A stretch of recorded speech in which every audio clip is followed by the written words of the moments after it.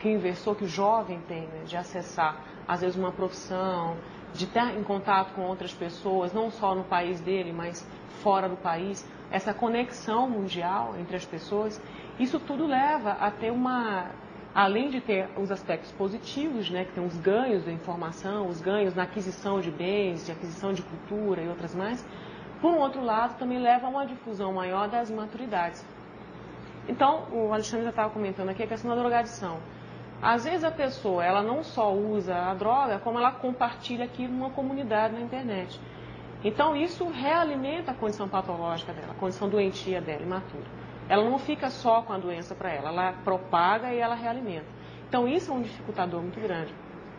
E tem outras coisas mais, por exemplo, a pessoa, ela tem que dedicar o tempo dela, às vezes, a escrever um livro ou a uma leitura útil. E ela perde muito tempo ali na internet, ela perde muito tempo se dispersando, né, por esse mundo de conhecimento, esse mundo de informação que nós temos hoje. Então, os estímulos dispersivos do nosso mundo atual, do século XXI, as excessivas opções, por exemplo, de carreira profissional, a pessoa tem vários talentos e ela tem várias opções de exercer várias profissões e em várias partes do mundo. Isso faz, às vezes, a pessoa não definir um rumo, um megafoco, para que ela possa, né, ter um desempenho mais linear da vida dela. Então, esse agente dispersivo da vida hoje, que não só traz, né, a questão cultural, o aumento da questão cultural, também dificulta hoje a aplicação da técnica na inversa. Então, ela aumenta a dispersividade, ela promove a realimentação daquilo que é imaturo, daquilo que já está doentio, ou seja, a amplificação da imaturidade, e também promove modismos. Então, hoje nós vivemos à base dos modismos. É a onda do piercing, é a onda da tatuagem, é a onda da música tal, é a onda da roupa tal. Então, não se cria um padrão de manifestação equilibrado e permanente. Sempre há essa dispersão, essa moda, todo esse envolvimento do jovem e não assumir, né, uma linha de personalidade produtiva. Sempre essa questão da dispersão, né, Essa dispersão que você diz é em relação a que foco? Qual é o foco que vocês, inversores, colocam na vida? Para dizer que um jovem se dispersou ou não. Qual é a meta maior? O ideal para o jovem, no caso do Invex, é a pessoa ser o mais linear possível. Então vamos pensar, a pessoa ela começa a vida já fazendo assistência, foi o que o Felipe falou. Então o que ela pode convergir na vida dela desde jovem para que ela possa otimizar ao máximo essa assistência que ela vai fazer. Então, é o soma, eu tenho que cuidar mais do soma, eu tenho que manter o soma sadio ou saudável para que tenha uma longevidade e eu possa fazer mais assistência, então é isso que eu vou fazer. Então, que cuidados eu vou ter para preservar o soma? De maneira linear, de maneira contínua, de maneira, né, constante. É claro que se eu for aí entrar na onda da moda, eu vou começar a tomar um monte de coisa, remédio, vou começar a fazer as intervenções hoje que são sugeridas, estéticas, que às vezes não são sadias, né? Algumas são, mas a maioria aí que está aí sendo noticiada é excessiva. Então a pessoa não tem uma linearidade na manifestação, por exemplo, somática dela, na preservação da saúde somática. E por aí vai. Então a pessoa vai convergir, por exemplo, a questão da afetividade. Ela tem uma dupla evolutiva. Ela tem um parceiro, uma parceira com quem ela possa compartilhar projetos, ela possa crescer junto com a pessoa, visando a evolução e visando a assistência a dois. E no caso do pau, né, a dois começa a dois, mas expande para o grupo. Então, se a pessoa ela começa a linear com a dupla, ela vai evitar as dispersões da promiscuidade, né, do ficar com, que hoje é muito conhecido, que gera muita doença, a AIDS está por aí.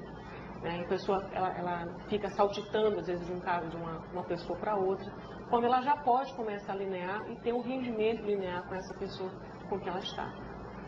E aí você vai passando pelos vários setores da vida da pessoa, até que se consiga convergir de maneira inteira, de uma maneira inconsciente, de uma maneira que a pessoa ela usufrua da vida de uma maneira direita, assim, linear, contínua, sem interrupções, sem ter muita intervenção de agentes espúrios, sem muitas intervenções negativas da moda, da sociedade, dos zeitgeist, e ela consiga assim ter uma produção mais, um desempenho mais otimizado da vida dela.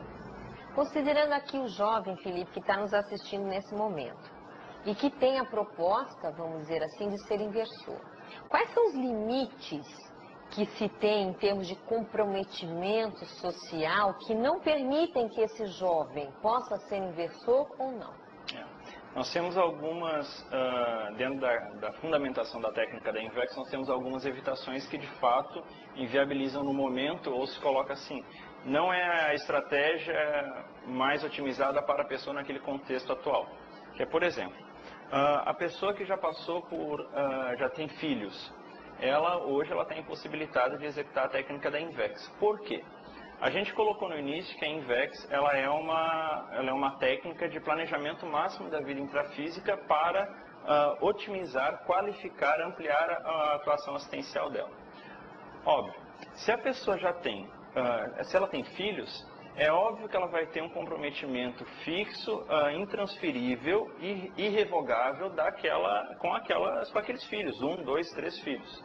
Ou seja, durante pelo menos 18, 20 anos, caso aquelas consciências tenham uma necessidade primária a ser atendida, é de responsabilidade dos pais dar aquele suporte. Então, inevitavelmente, a assistência ela pode ficar, vamos dizer, como é que eu poderia colocar? Restringida. Por quê? Inevitavelmente a prioridade tem que ser aqueles filhos. A gente não fala que os pais eles não possam fazer assistência, que não possam ser completistas. É óbvio que não é por aí.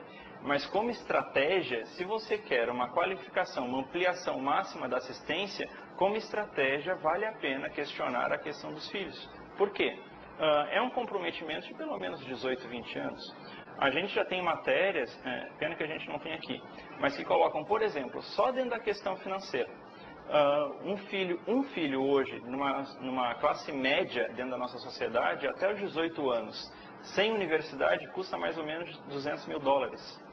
Ou seja, quanto de trabalho braçal esses pais não terão que ter, tempo, energia, disponibilidade para suprir aquela necessidade que é de responsabilidade deles. Ou seja, se você pensar que no tempo acumulado para se levantar esses $200 mil em 18 anos, a pessoa poderia, por exemplo, escrever seu livro, como a professora Silene colocou. Então, não é questão de ser contra ou a favor, mas é questão de estratégia. A INVEX ela evita filhos justamente como sendo uma estratégia pró-assistencial. Não é a questão simplesmente da antimaternidade, é a questão da antimaternidade produtiva. É você não ter filhos para conseguir ter mais tempo, mais disponibilidade, mais energia a se disponibilizar para eles. Uma outra questão que a gente coloca, dentro da INVEX é evitado casamento. Por quê? O casamento hoje, ele é um contrato que ele não é necessário para duas pessoas, por exemplo, viverem afetivo sexualmente, como a professora Silene colocou, de forma madura, de modo maduro. Por quê?